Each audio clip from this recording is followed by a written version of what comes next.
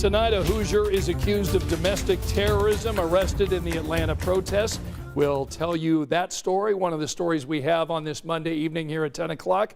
Hey, look, it's Sean and Swan. Hello. That's right. Good to have you around, yeah, Sean. Yeah. One of the other stories we're going to be talking about tonight, history will soon be made with a pregnant elephant at the Indianapolis Zoo. We'll get into that, and I'll tell you a couple of the stories that we're going to be doing tonight on 13 News at 11. But hope you enjoyed today's weather, because it's time to cue up Little River Band. Little River Band, baby. Cool change on the way, but we'll look back at today. I went outside for a walk, and I was like, my goodness, it feels warm. Sure was. And sure enough, it was. Yeah, we hit the lower 70s today. 72 officially Indianapolis. Daily record high of 75. So we were just shy of that. This is the third day so far this year we've been in the 70s. That's the first time that's happened before March 7th since 2000. In fact, I went back and looked at the records. We've only had 5 or 6 other years where we've had 3 days in the 70s already this far. So we will have to pay the price for this. Nothing terribly cold initially. We are down to 53 right now, so the front has moved through on the dry side. We still could squeeze out a few sprinkles or maybe a passing shower very late tonight, early tomorrow morning, but the general theme is that tomorrow will be a much colder day. Now, we say much colder, but that's where we should be. We should be in the upper 40s to near 50 degrees, but when you compare it to what we had today, it will catch your attention both out the door and when you get home. And also, by the way, early in the morning, we're going to have a pretty good deal of cloud cover around that is going to require some patience to get to a bright finish in the afternoon. But good part of the first part of the day is looking a bit gray. And you'll notice that northeast wind, that'll catch your attention out the door. Because this morning, it was very pleasant when I walked the kids to school. Yeah, it's going to be a little chillier going into tomorrow. Okay, yeah. And coming up in a few minutes, Sean will let you know how this next weekend is going to be. We'll talk about that. Yeah. That's also something we definitely want to talk about tonight. All right, we'll get back to Sean coming up in a minute. Want to turn our attention now to one of the stories that we're going to bring you tonight on 13 News at 11. There is a Hoosier who was arrested in those police domestic terrorism accusations in the Atlanta area. There were 23 people arrested. An Indiana woman was one of the people who was accused of throwing Molotov cocktails, rocks and bricks and fireworks at police officers. And our John Duran has that story. Take a look. Police are calling these people agitators, using a peaceful protest as cover and storming the construction site of a planned police training facility in Atlanta Sunday evening. This wasn't about a public safety training center. This was about anarchy, and this was about the attempt to destabilize. In the surveillance video, you can see many of the protesters appear dressed in camo and masks, some even carrying shields. The video shows fireworks, rocks, and even Molotov cocktails thrown at law enforcement. No officers were hurt. Actions such as this will not be tolerated. When you attack law enforcement officers, when you damage equipment, you are breaking the law. And this was a very violent attack that occurred this evening. Very violent attack. APD says construction vehicles were torched at the location opponents call Cop City.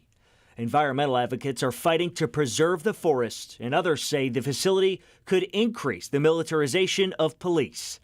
Georgia Governor Brian Kemp tweeting this statement, saying in part, "Domestic terrorism will not be tolerated in the state. As we continue to respect peaceful protest, we will also continue to ensure safety in our communities." Atlanta police say at least 35 people were detained. Some were from outside of Atlanta.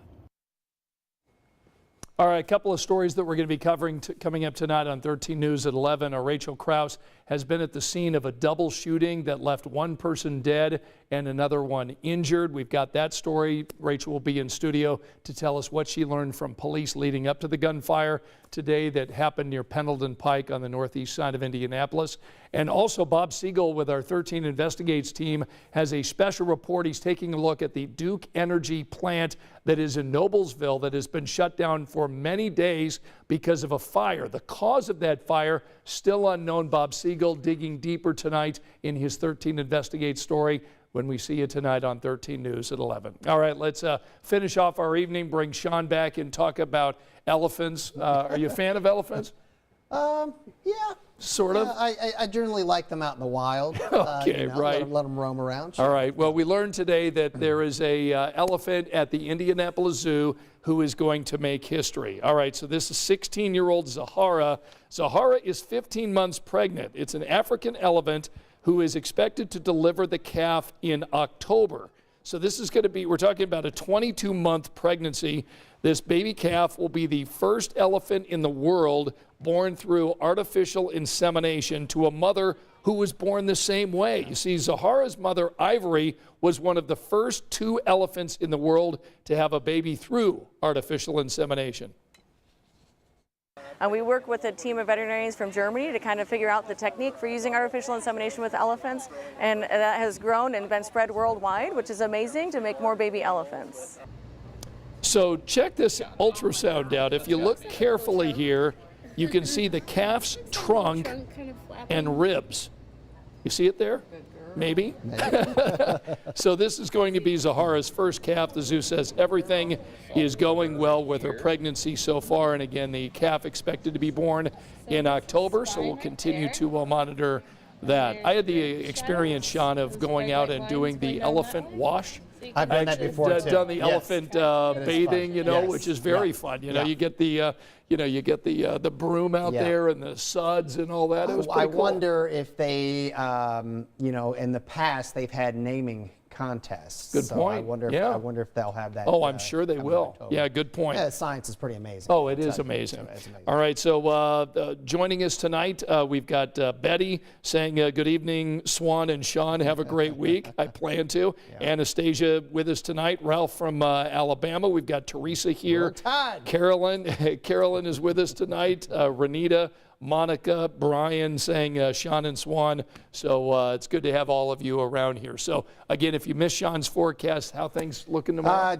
You may have to dig out the coats. Yeah. And as we get toward the weekend, I think it may be a little bit chillier. So we're going to kind of a general step down. 72 today, show you the 7-day. We be at 50 tomorrow after a cloudy start.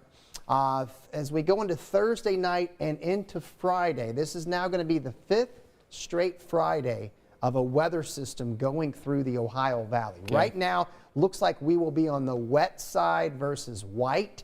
For you Purdue and IU fans, if you have plans to go to Chicago for the Big Ten tournament, stay with us this week, because that system that brings us rain, possibly some accumulating snow up there. So we'll kind of fine tune that travel forecast. And then we're turning chilly as we go into the weekend. Another weather system, it looks like, on Sunday that could bring us another bout of rain and snow as we spring forward. As we spring forward. That's right. Yeah, it's Sunday good. Morning. And it's good to remind, I'm glad you've reminded us that these temperatures we're going to have here in the next few days, this is typical March, right? Now we may slide down a little below normal, but think about how long above average. Right. In fact, January 1 through March 5th is the warmest on record during that time for Indianapolis. Interesting. So our temperatures so far this year are over 8 degrees above average. Yeah, snow lovers have not really had the kind of winter that they had We just got to look at for. some of the video from the north and out over into the California mountains. Oh my gosh, California's just been slammed. Crushed. They're going to have another big one again this week too. So Okay. All right, so thank you so much for joining Sean and Swan tonight. We'll be with you each night here at 10 o'clock, and then we'll see you over on Channel 13 tonight at 11. Good night.